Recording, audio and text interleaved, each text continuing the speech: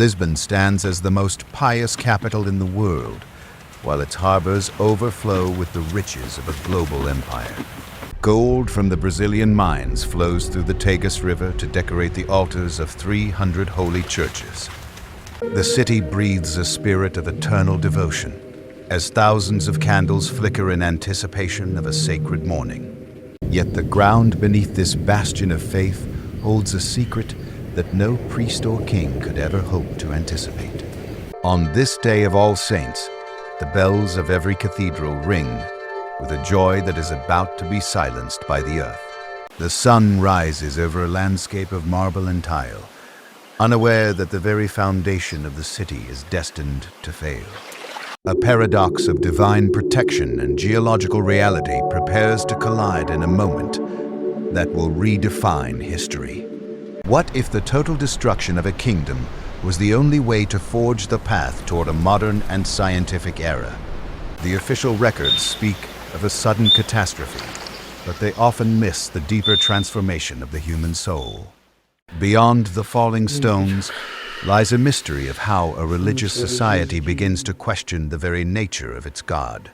A silent tension builds within the crust of the planet, while the citizens of Lisbon remain blind to their fate. Could a single morning of terror provide the necessary spark for the birth of the European Age of Enlightenment? The answers are hidden beneath the ruins of the grandest palaces and the stories of those who survived the ordeal.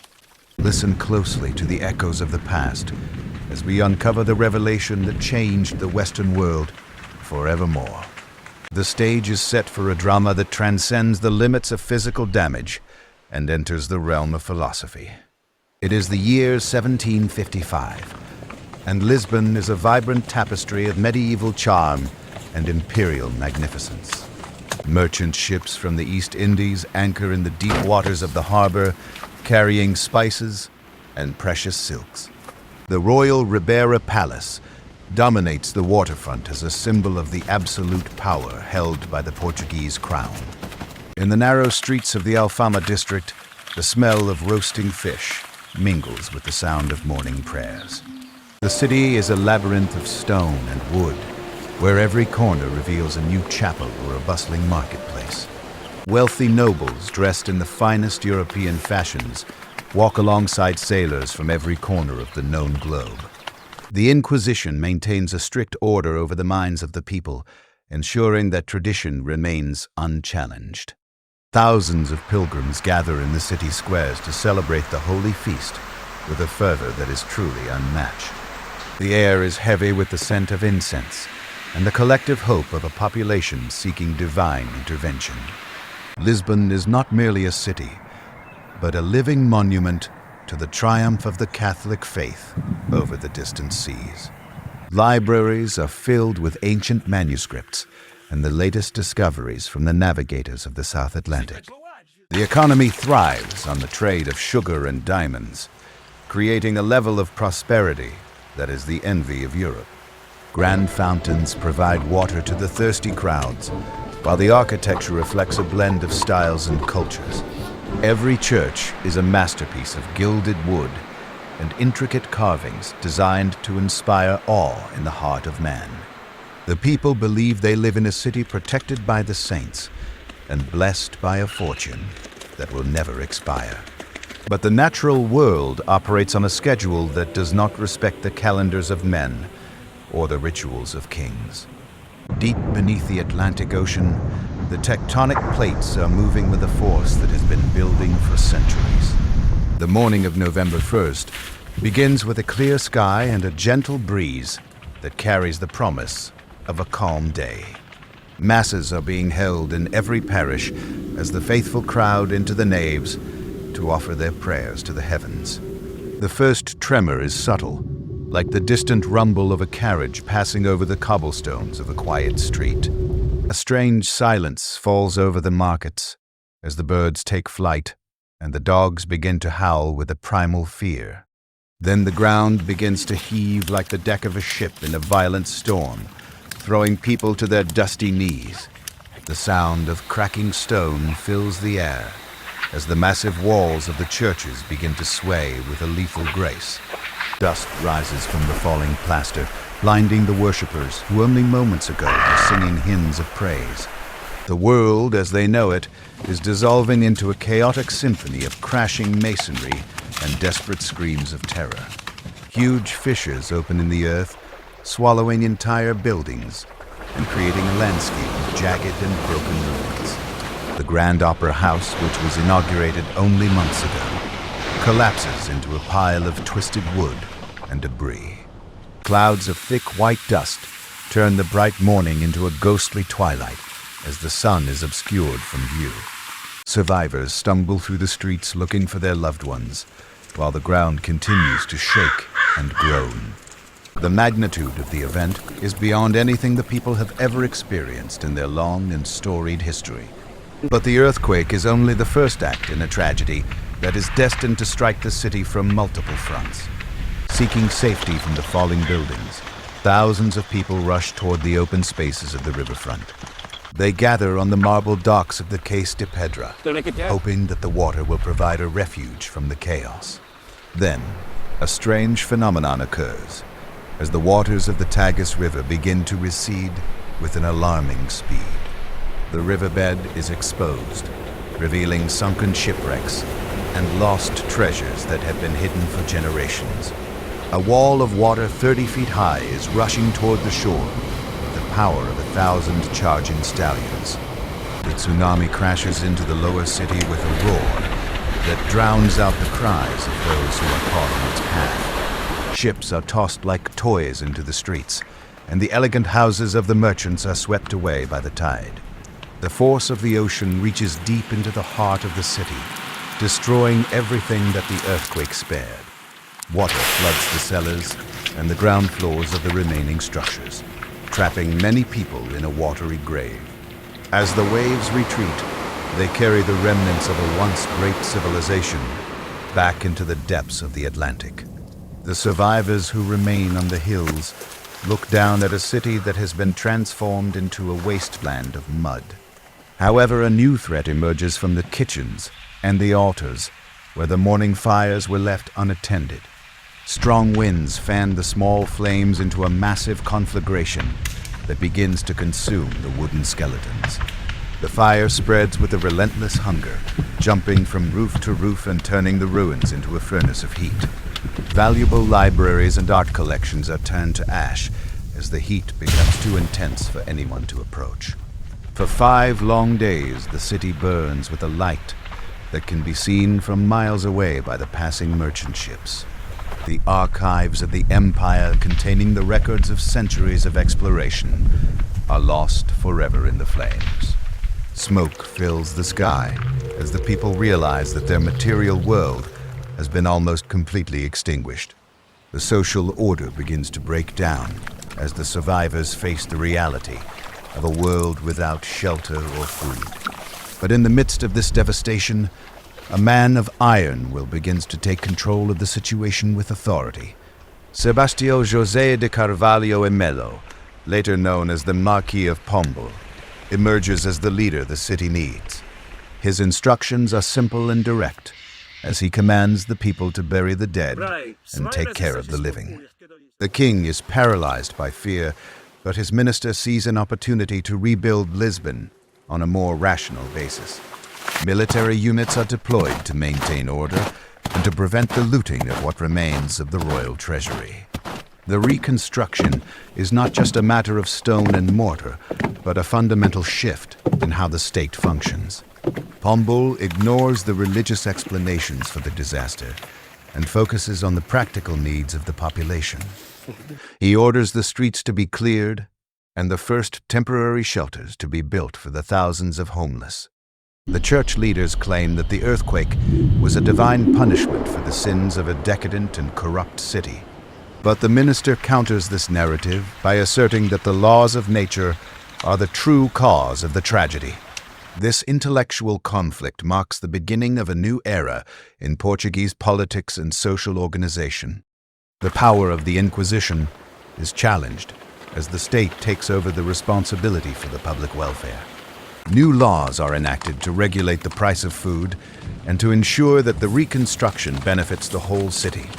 The old medieval layout of the city is discarded in favor of a modern grid system that emphasizes functionality.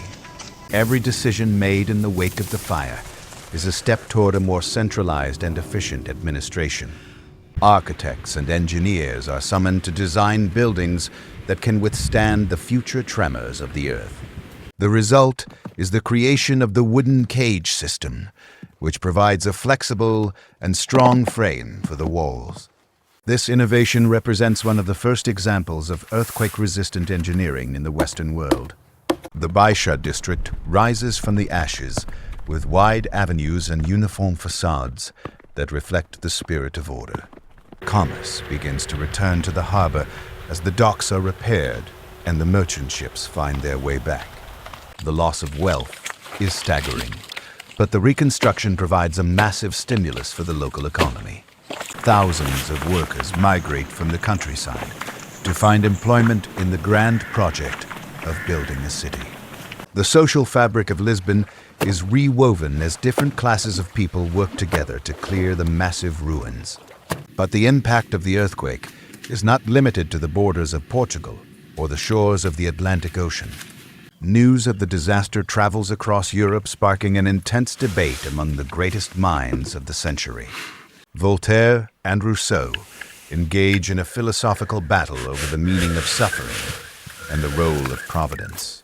The optimism of the early Enlightenment is shaken as people struggle to reconcile a good God with such an event. The earthquake becomes a catalyst for the development of modern seismology as scientists begin to study it. Questionnaires are sent to every parish to collect data on the effects of the tremors and the timing of the sea. This systematic approach to data collection is a revolutionary step in the history of the natural sciences. The world begins to realize that disasters are not divine messages, but physical events that can be understood. In the cafes of Paris and the salons of London, the fate of Lisbon is discussed with a mixture of fear and awe. The catastrophe serves as a reminder of the fragility of human civilization in the face of the natural forces. Economic structures are transformed as the Portuguese Empire shifts its focus from gold to more stable trades. The power of the traditional nobility is weakened as the merchant class gains influence in the new administration. Pombal uses the crisis to modernize the education system and to reduce the influence of the Jesuit religious order. The reconstruction of Lisbon becomes a symbol of the triumph of human reason over the chaos of the natural world. Every new stone laid in the Baia district is a testament to the resilience and the determination of the people. The city is no longer a collection of medieval alleys, but a modern capital designed for the future of the nation. Public health and safety become priorities for the government as new regulations for urban living are enforced. The memory of the earthquake remains a powerful force in the collective consciousness of the Portuguese people.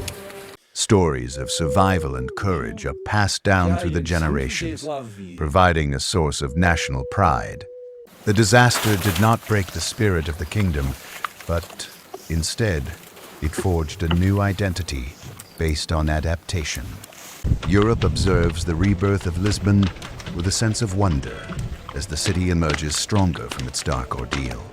The geopolitical balance of power is affected as the loss of resources forces Portugal to seek new alliances.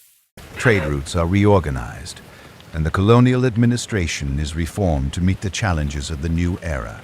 The earthquake is a turning point that marks the end of the old regime and the beginning of a modern state.